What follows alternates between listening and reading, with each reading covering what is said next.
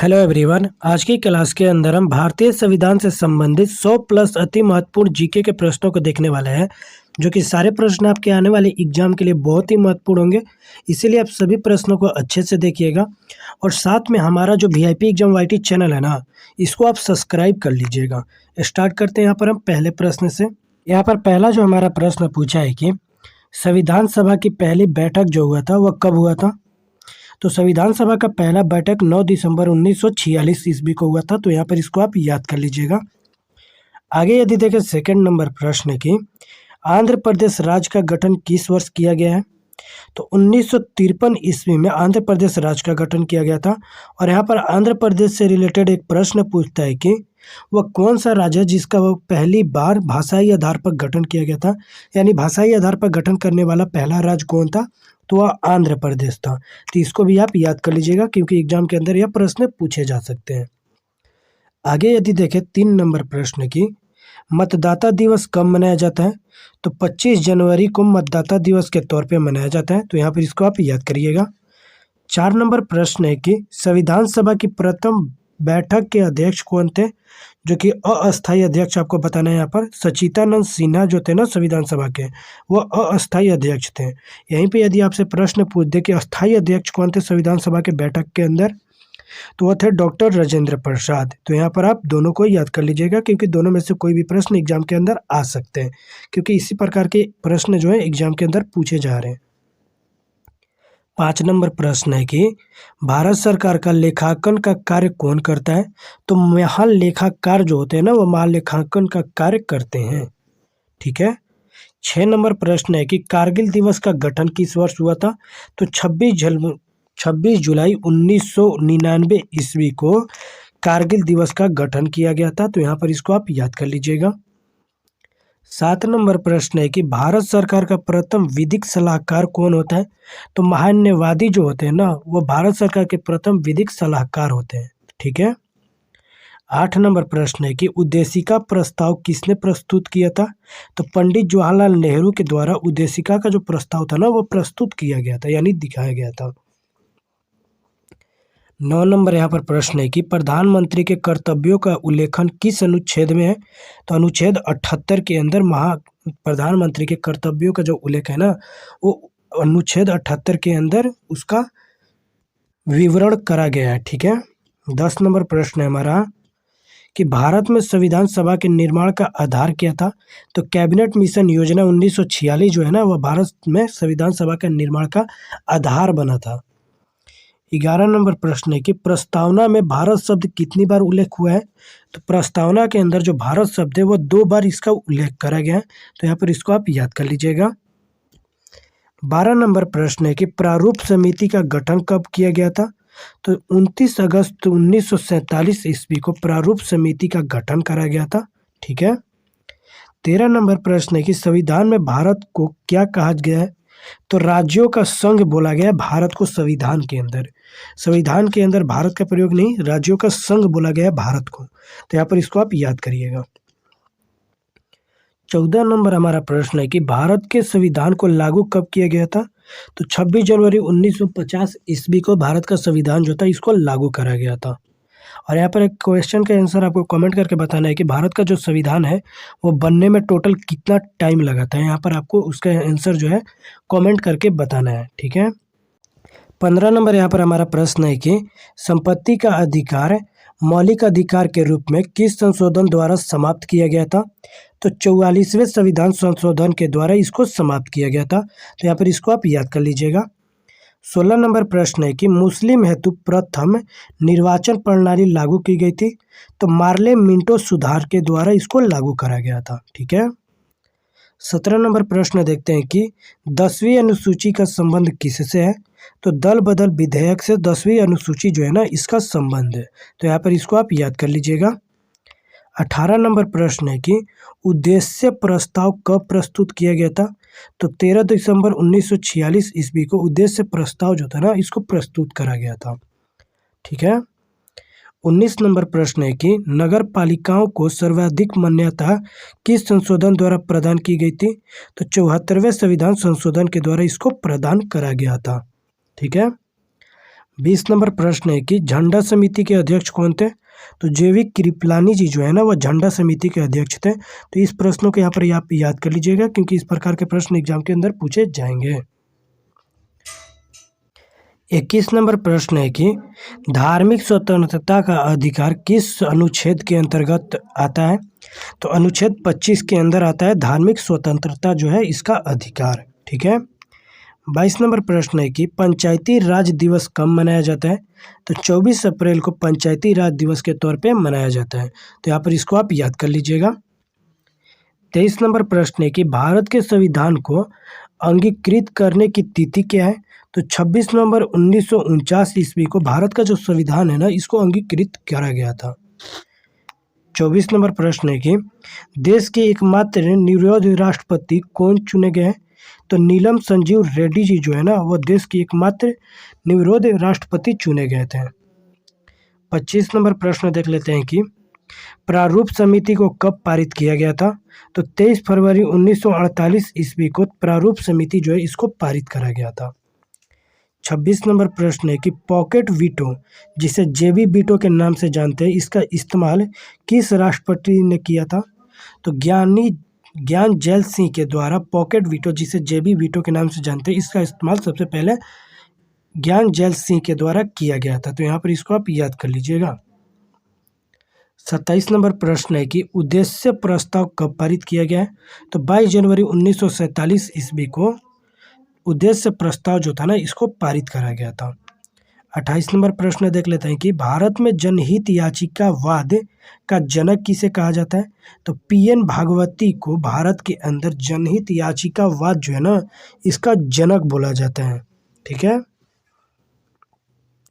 29 number हमारा प्रश्न पूछा है कि संविधान सभा के अस्थायी अध्यक्ष कौन और कब बने थे? तो राजेंद्र प्रसाद जी जो है ना, वो संविधान सभा के अस्थायी अध्यक्ष थे। और अस्थायी अध्यक्ष हमने ऊपर ही बताया था, डॉक्टर सच्चिदानंद सिन्हा जी जो है वो अस्थायी अध्यक्ष थे। और डॉक्टर राजेंद्र प्रसाद जी जो थे ना, 11 दिसंबर 1946 ईस्वी को बने थे। ठीक है।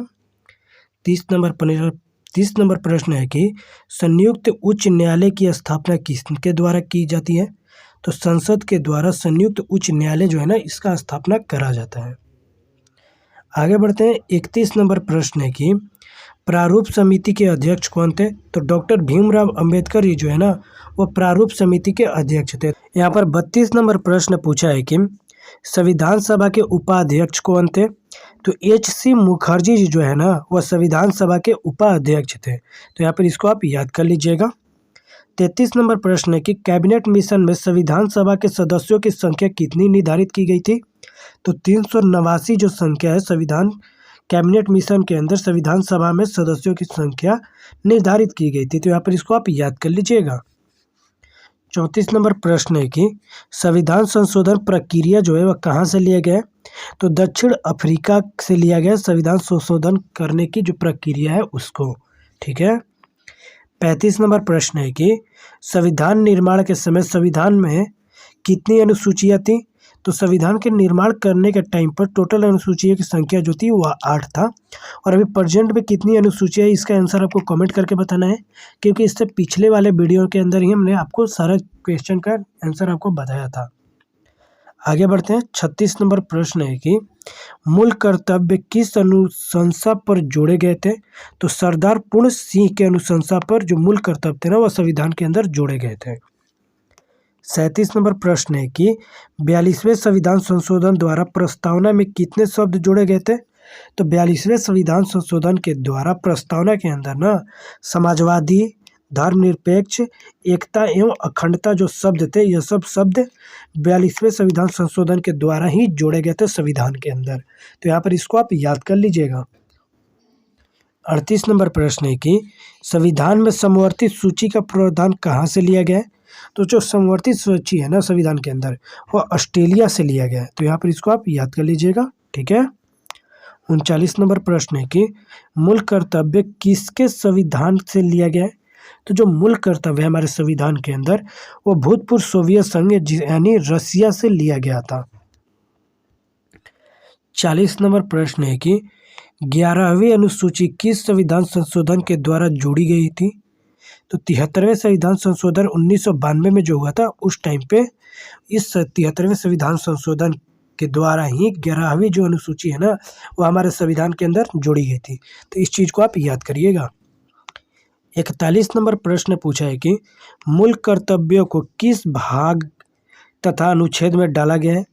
तो जो मूल कर्तव्य है ना अनुच्छेद 51 के ए के अंदर डाला गया और भाग की अगर बात करें तो 4 के ए के अंदर भाग के अंदर मूल कर्तव्यों को डाला गया है। तो यहाँ पर प्रश्न पूछा है कि मूल कर्तव्यों को भाग किस में, तो 4 के ए के अंदर और अनुच्छेद किस में, तो 51 के ए के अंदर। ठीक है, उम्मीद है कि यह चीज़ क्लियर है। 42 नंबर यहाँ पर प्रश्न पूछा है कि 10वीं अनुसूची किस संविधान संशोधन के द्वारा जोड़ी गई थी। तो 52वें संविधान संशोधन द्वारा 1985 में जो हुआ था वो संविधान संशोधन के द्वारा जो 10वीं अनुसूची थी संविधान के अंदर वो जोड़ी गई थी। ठीक है, 43 नंबर यहाँ पर प्रश्न है कि भारतीय संविधान में अनुसूचियों की संख्या कितनी है। तो अभी प्रेजेंट के अंदर बात करें अनुसूचियों की संख्या तो टोटल 12 है। ठीक है,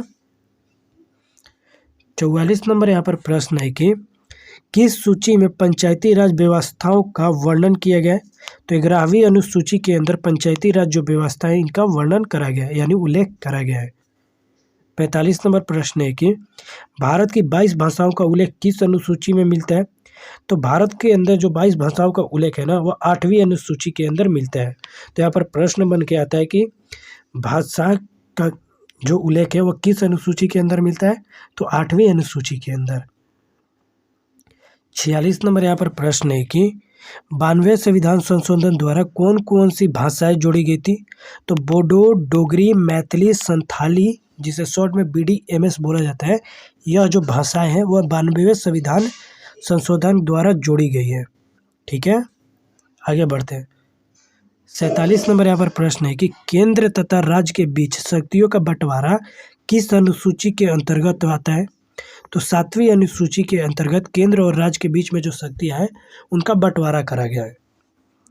48 नंबर यहाँ पर प्रश्न है कि अवशिष्ट शक्तियों को केंद्र को सौंपने का लक्षण लिया गया था। तो कनाडा के संविधान से लिया गया है। तो यहाँ पर इस चीज़ को आप याद कर लीजिएगा। 49 नंबर प्रश्न है कि 7वीं अनुसूची में किस प्रकार की अनुसूचियों का वर्णन है। तो संघ सूची, राज्य सूची और समवर्ती जो सूचियाँ हैं ना वो 7वीं अनुसूची के अंदर इनका वर्णन करा गया है। तो इस चीज़ को आप याद करिएगा। 50 नंबर प्रश्न है कि किस अधिनियम द्वारा भारत का गवर्नर जनरल पद जो होता है वह सूजित किया जाता है। तो 1833 का जो चार्टर एक्ट है ना उसके द्वारा पद का निर्धारण करा गया है।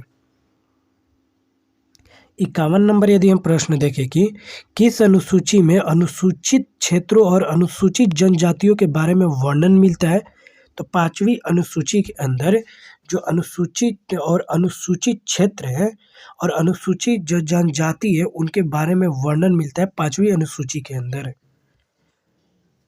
अगला यहाँ पर प्रश्न है कि भारत के प्रथम वायसराय कौन थे। तो लॉर्ड कैनिंग थे। आगे बढ़ते हैं जो कि 53 नंबर यहाँ पर प्रश्न है कि दल बदल विधेयक से संबंधित प्रावधानों का उल्लेख किस अनुसूची में आता है।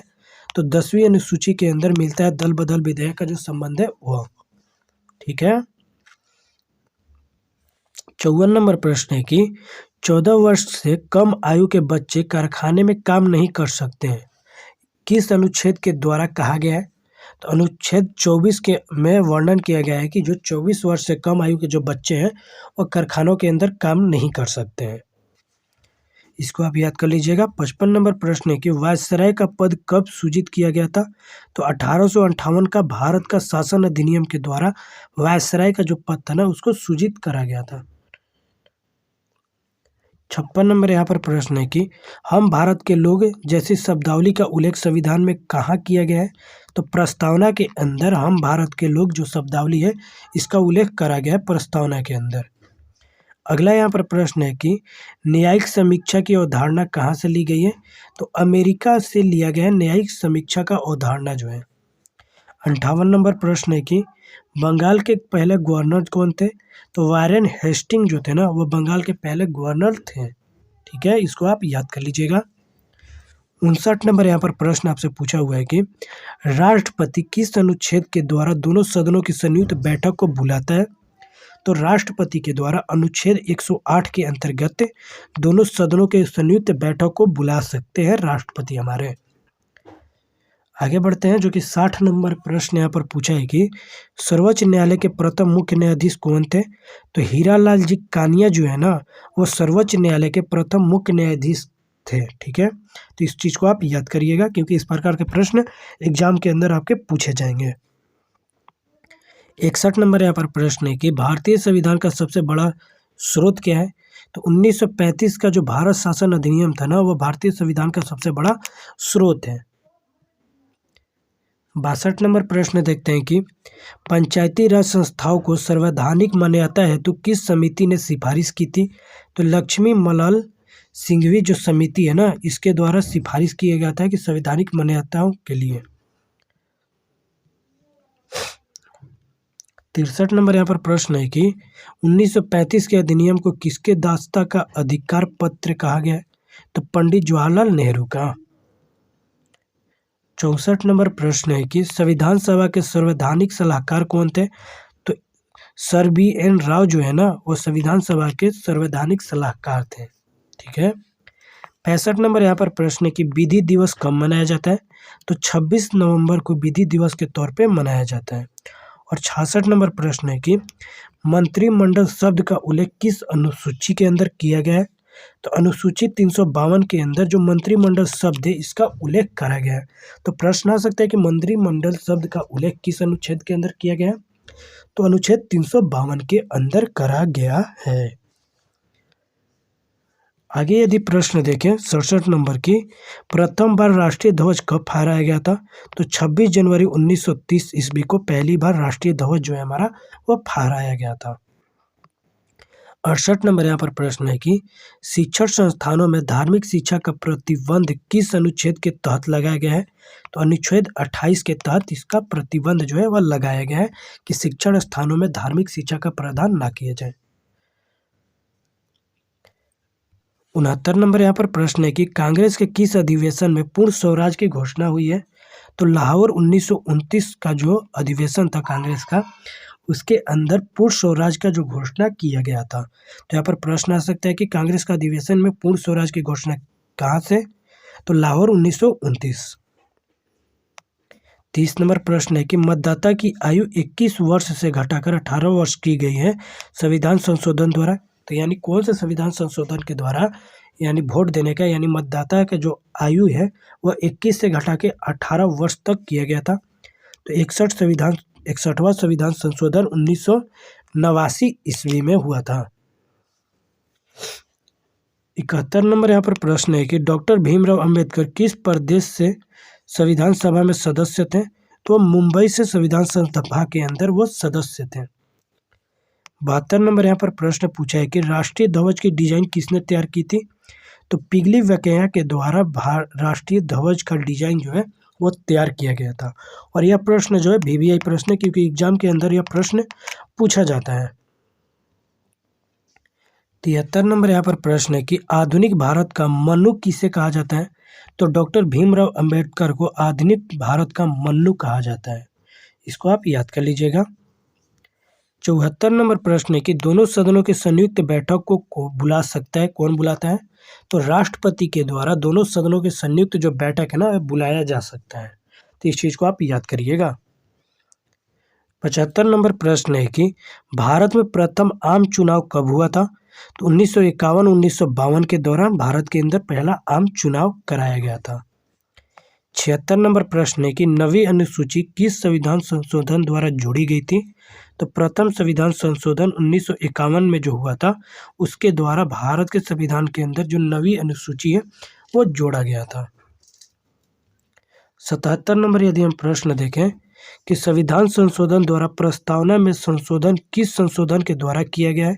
तो 42वें संविधान संशोधन के द्वारा प्रस्तावना के अंदर संशोधन करा गया है। ठीक है, इस चीज़ को आप याद कर लीजिएगा। 78 नंबर प्रश्न है कि शोषण के विरुद्ध अधिकार किस अनुच्छेद के अंतर्गत आता है? तो अनुच्छेद 23 और 24 के अंतर्गत आता है शोषण के विरुद्ध का अधिकार। 79 नंबर यहाँ पर प्रश्न है कि मौलिक अधिकार किस देश के संविधान से लिया गया है? तो अमेरिका के संविधान से मौलिक अधिकार जो है वो लिया गया था। तो यहाँ पर इसको याद कर लीजिएगा, क्योंकि इस प्रकार के प्रश्न एग्जाम के अंदर पूछे जाते हैं। और ऊपर भी इस प्रकार के प्रश्न थे कि कौन सी चीज़ किस देश के द्वारा लिया गया था, इस चीज़ को आप जरूर याद करिएगा। 80 नंबर प्रश्न है कि किस संविधान संशोधन के द्वारा दिल्ली को राष्ट्रीय राजधानी का दर्जा दिया गया है?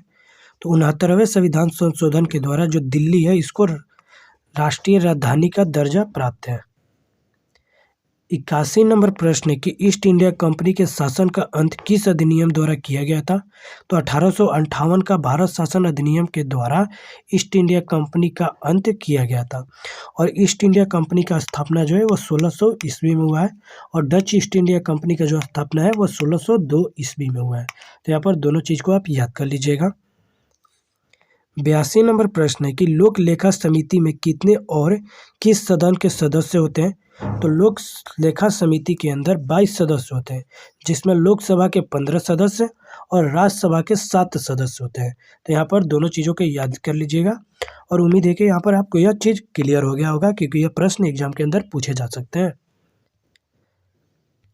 83 नंबर प्रश्न है कि राष्ट्रीय आपात किस में कौन सा अनुच्छेद का निलंबन को जाता है? तो अनुच्छेद 19 को जाता है राष्ट्रीय आपात। ठीक है। 84 नंबर यहाँ पर प्रश्न है कि संसद की प्रथम बैठक कब हुई थी? तो 13 मई 1952 ईस्वी को संसद का प्रथम बैठक हुआ था। आगे देखते हैं, जो कि हमारा 85 नंबर प्रश्न है कि कौन अपने पद की शपथ नहीं लेता है? तो लोकसभा के जो अध्यक्ष होते हैं ना, वो अपने पद का शपथ नहीं लेते हैं। तो इस चीज़ को आप याद कर लीजिएगा। 86 नंबर प्रश्न है कि 73वें और 74वें संविधान संशोधन के समय देश के प्रधानमंत्री कौन थे? तो 73वें और 74वें जो संविधान संशोधन हुआ था ना, वो पीवी नरसिम्हा राव उस टाइम पर भारत के प्रधानमंत्री थे। तो इस चीज़ को याद कर लीजिएगा, क्योंकि यह प्रश्न एग्जाम के अंदर आता है, VVI प्रश्न है वो। 87 नंबर प्रश्न है कि भारत का राष्ट्रपति किस अनुच्छेद के अंतर्गत आता है? तो अनुच्छेद 52 के अंतर्गत भारत के राष्ट्रपति जो होते हैं वो आते हैं। 88 नंबर प्रश्न है कि महाभियोग की प्रक्रिया का उल्लेख किस अनुच्छेद में है? तो अनुच्छेद 61 के अंदर महाभियोग की प्रक्रिया जो है इसका उल्लेख करा गया है। तो इस चीज़ को आप याद करिएगा। 89 नंबर यहाँ पर प्रश्न है कि भारत का उपराष्ट्रपति किस अनुच्छेद के अंतर्गत आते हैं? तो अनुच्छेद 63 के अंतर्गत आते हैं भारत के जो उपराष्ट्रपति होते हैं। 90 नंबर प्रश्न है कि भारतीय संविधान का मेगा कार्ड किस भाग को कहा जाता है? तो भाग 3 को, और मौलिक अधिकार का जो भाग 3 है ना, उसको मेगा कार्ड बोला जाता है। 91 नंबर जो प्रश्न है कि धन विधेयक को संसद के किस सदन में पेश किया जाता है? तो लोकसभा के अंदर धन विधेयक जो होते हैं उनको पेश करा जाता है। 92 नंबर प्रश्न है कि डॉक्टर भीमराव अंबेडकर ने किस अधिकार को भारतीय संविधान की आत्मा कहा था? तो संवैधानिक उपचारों का अधिकार जो है उसको डॉक्टर भीमराव अंबेडकर के द्वारा भारतीय संविधान की आत्मा कहा गया, और वो अनुच्छेद 32 है। 93 नंबर प्रश्न है कि किस संशोधन द्वारा संपत्ति के मूल अधिकारों को एक कानून अधिकार बनाया गया है? तो 44वें संविधान संशोधन 1979 ईस्वी में जो हुआ था उसके द्वारा भारत संपत्ति के मूल अधिकारों को एक कानूनी अधिकार के तौर पे बनाया गया है। 94 नंबर प्रश्न है कि राज्यसभा का पदेन सभापति कौन होता है? तो उपराष्ट्रपति होते हैं राज्यसभा का पदेन सभापति। 95 नंबर यहाँ पर प्रश्न है कि केंद्र और राज्य के बीच संबंध समवर्ती सूची प्रस्तावना की भाषा कहाँ से ली गई है? तो ऑस्ट्रेलिया से लिया गया। केंद्र और राज्य के बीच का जो समवर्ती सूची का प्रस्तावना है यह लिया गया है। 96 नंबर प्रश्न है कि राष्ट्रपति संसद में कितने सदस्य मनोनीत करता है? तो 14 सदस्य मनोनीत करते हैं राष्ट्रपति, जो कि राज्यसभा के 12 सदस्य और लोकसभा के 2 सदस्यों को मनोनीत करते हैं हमारे राष्ट्रपति। 97 नंबर यहाँ पर प्रश्न है कि प्राक्कलन समिति में किसने और किस सदन के सदस्य होते हैं? तो लोकसभा के 30 सदस्य होते हैं प्राक्कलन समिति के अंदर। और 98 नंबर यहाँ पर प्रश्न पूछा है कि धन विधेयक किस अनुच्छेद में उल्लेखित है? तो धन विधेयक का जो अनुच्छेद 110 के अंदर इसका उल्लेख करा गया है। तो इस चीज़ को आप याद कर लीजिएगा, क्योंकि एग्जाम के अंदर पूछे जा सकते हैं। 99 नंबर यहाँ पर प्रश्न है कि संसद में धन विधेयक को प्रस्तुत करने के पूर्व किसकी अनुमति आवश्यक होती है? तो राष्ट्रपति का अनुमति आवश्यक होता है संसद में धन विधेयक को प्रस्तुत करने के लिए। 100 नंबर प्रश्न है और लास्ट प्रश्न है कि प्रांतीय संविधान समिति के अध्यक्ष कौन थे? तो सरदार वल्लभ भाई पटेल जी जो है ना, वो भारतीय संविधान के प्रांतीय संविधान समिति के अध्यक्ष थे। तो इस चीज़ को आप याद कर लीजिएगा। तो ऐसे ही और भी जीके जीएस करंट अफेयर के लिए और भी इंपॉर्टेंट टॉपिक के लिए आप हमारे जो VIP एग्जाम YT चैनल है ना, इसको आप सब्सक्राइब कर लीजिएगा। मिलते हैं नेक्स्ट वीडियो के अंदर।